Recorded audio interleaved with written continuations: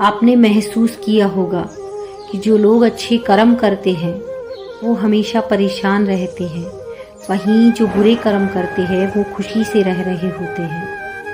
अच्छे कर्म करने वाले परेशान होते हैं कि आखिर उन्हें इतनी परीक्षा क्यों देनी पड़ रही है, जबकि जो धर्म की राह में है वो खुश हैं और ज़िंदगी का लुत्फ़ उठा रहे हैं।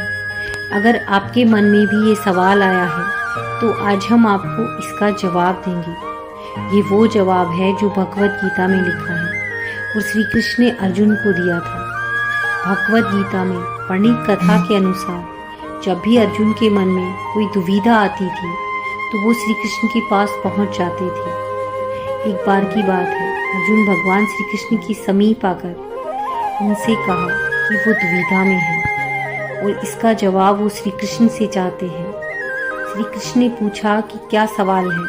अर्जुन ने कहा, मुझे ये जानना है कि अच्छे लोगों के साथ हमेशा बुरा ही क्यों होता है, वहीं बुरे लोग हमेशा खुशहाल दिखते हैं।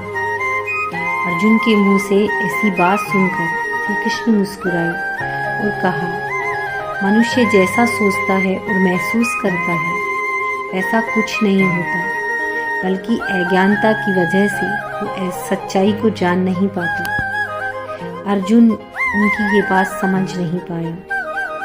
इसके बाद श्री कृष्ण ने क्या कहा वो मैं आपको बताती हूँ। श्री कृष्ण ने अर्जुन से कहा, पार्थ मैं तुम्हें एक कथा सुनाता हूँ, उसे सुनकर तुम समझ जाओगे कि हर प्राणी को उसके कर्म के हिसाब से फल मिलता है। प्रकृति हर किसी को अपनी राह चुनने का मौका देती है।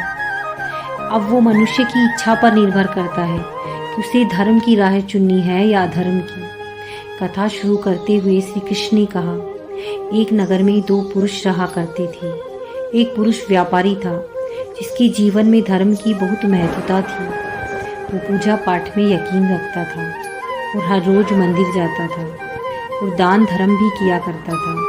हर रोज भगवान की पूजा करता था। वहीं दूसरा पुरुष बिल्कुल विपरीत था। वह रोज मंदिर तो जाता था लेकिन पूजा करने नहीं, बल्कि मंदिर के बाहर से जूते चप्पल चुराने। उसे दान और धर्म से कोई लेना देना नहीं था। समय बीतता गया और एक दिन बहुत जोर की बारिश हो रही थी। इस वजह से मंदिर में पुजारी के अलावा कोई नहीं था। ये बात जब दूसरे पुरुष को पता चली तो उसने कहा कि यही सही मौका है मंदिर का धन चुराने का।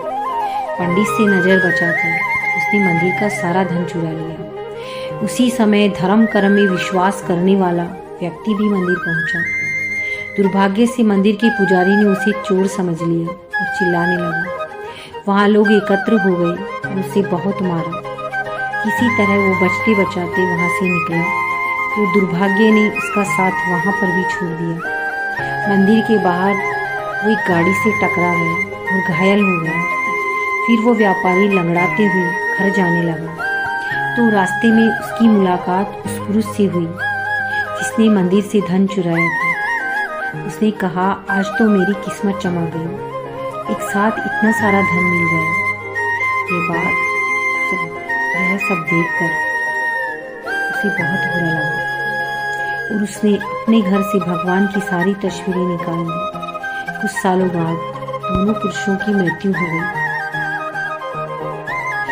मरने के बाद जब दोनों यमराज की सभा में पहुंचे और भले पुरुष ने दूसरे व्यक्ति को देखा तो उसे बहुत गुस्सा आया। उसने क्रोधित होकर यमराज से पूछ लिया, मैं तो हमेशा अच्छे कर्म किया करता था, दान में विश्वास रखता था, उसके बदले जीवन भर मुझे अपना अपमान और दर्द ही मिला। इस व्यक्ति को नोटों से भरी पोटली, आखिर ऐसा भेदभाव क्यों? इस पर यमराज ने कहा, पुत्र तुम गलत समझ रहे हो। जिस दिन तुम्हारी गाड़ी से टक्कर हुई थी वो दिन तुम्हारे जीवन का आखिरी दिन था, परंतु तुम्हारे अच्छे कर्मों की वजह से तुम्हारी मौत सिर्फ एक छोटी सी चोट में बदल गई। तुम इस दुष्ट व्यक्ति के बारे में जानना चाहते हो?